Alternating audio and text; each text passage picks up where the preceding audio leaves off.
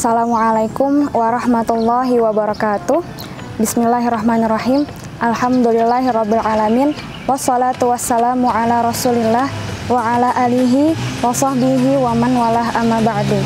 Alhamdulillah, segala puji dan syukur kita panjatkan kehadirat Allah Subhanahu wa taala atas nikmat iman, nikmat Islam, nikmat kesehatan, dan banyak nikmat lainnya sehingga kita bisa bersama sampai di ujung bulan Ramadan tahun 1443 Hijriah ini.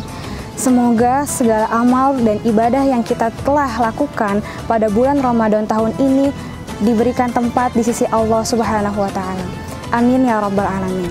Salawat teriring salam semoga selalu tercurah kepada suri tauladan kita, mata air keteladanan, seorang arsitek, seorang entrepreneur, seorang ayah, seorang pemimpin, seorang panglima perang, dan seorang pembawa risalah yang telah memberikan cahaya bagi peradaban manusia, yaitu Nabi Muhammad SAW.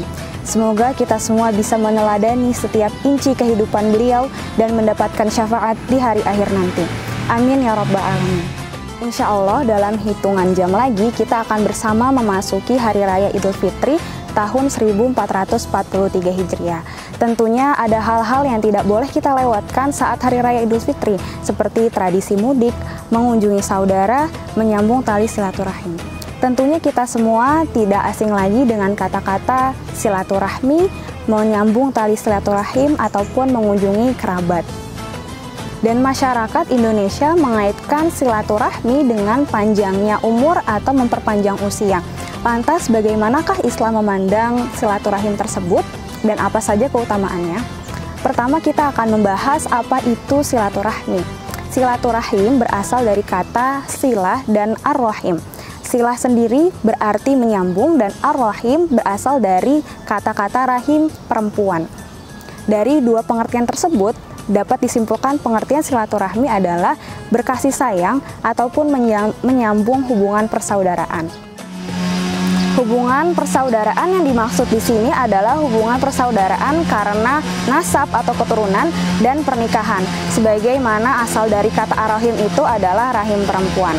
Dalam Al-Quran dan hadis begitu banyak disebutkan keutamaan-keutamaan untuk menyambung tali silaturahmi. Di antaranya adalah meluaskan rezeki dan memperpanjang usia. Sebagaimana telah disebutkan di hadis Rasulullah SAW yang berbunyi, barang siapa yang ingin diluaskan rezekinya dan dipanjangkan umurnya, hendaklah ia menyambung tali silaturahim. Hadis riwayat Bukhari dan Muslim. Selain hadis tersebut, Allah Subhanahu wa taala juga menyebutkan keutamaan dari menyambung tali silaturahim yang disebutkan pada Al-Qur'an surat Al-Baqarah ayat 83 yang berarti, janganlah kamu menyembah selain Allah.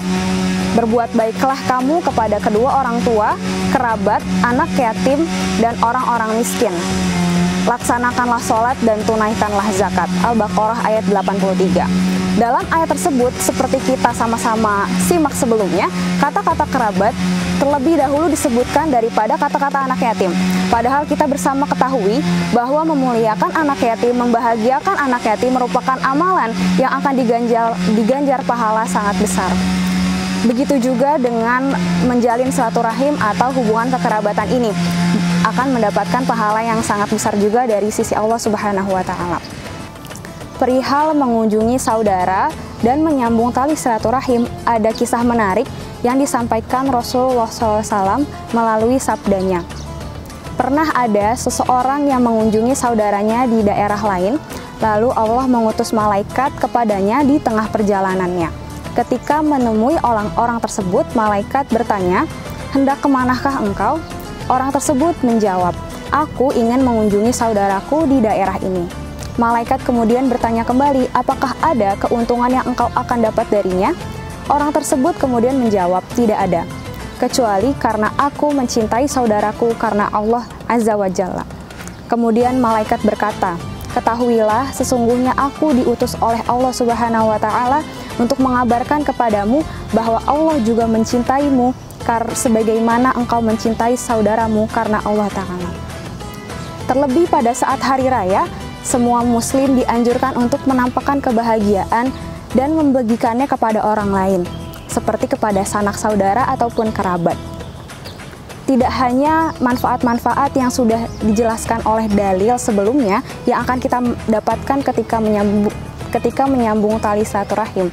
Akan tetapi ternyata menyambung tali silaturahim juga dapat memberikan dampak positif kepada kesehatan mental seseorang, seperti dapat mengurangi rasa stres, kecemasan terhadap suatu masalah, dan meminimalisir tingkat depresi seseorang.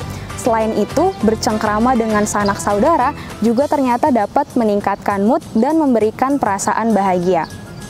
Maka, agar silaturahim yang kita lakukan memberikan manfaat dan mendapatkan berkah yang berlimpah, ada beberapa adab yang harus kita perhatikan dalam menjalani silaturahim.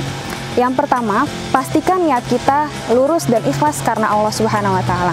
Karena syarat diterimanya suatu amalan adalah ketika amalan tersebut dikerjakan ikhlas karena Allah Subhanahu wa Ta'ala. Ketika kita menjalani silaturahim dan berkunjung ke rumah sanak saudara kita dengan niat ikhlas karena Allah Subhanahu wa Ta'ala, maka Allah akan mengganjar perbuatan tersebut dengan pahala yang berlimpah. Namun ketika kita mengerjakan silaturahim dengan tujuan ujub, riya, pamer kekayaan ataupun pamer pencapaian, maka Allah tidak akan mengganjarnya dengan apapun. Adab yang kedua adalah pastikan sebelum kita memasuki rumah sanak saudara kita mengucapkan salam dan meminta izin sebelum masuk, sebagai penghormatan kita terhadap tuan rumah yang akan kita kunjungi.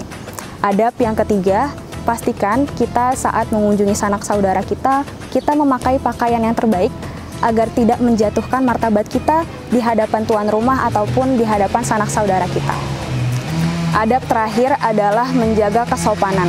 Selain kita menjaga adab berpakaian kita juga harus menjaga adab kesopanan seperti dalam bersikap, bertindak, dan berperilaku kepada tuan rumah. Hal itu kita lakukan guna tuan rumah ridho atas kunjungan kita ke rumahnya. Demikianlah hal-hal yang bisa saya sampaikan pada hari ini.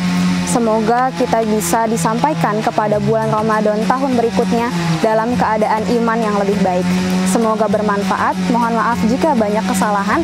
Wassalamualaikum warahmatullahi wabarakatuh.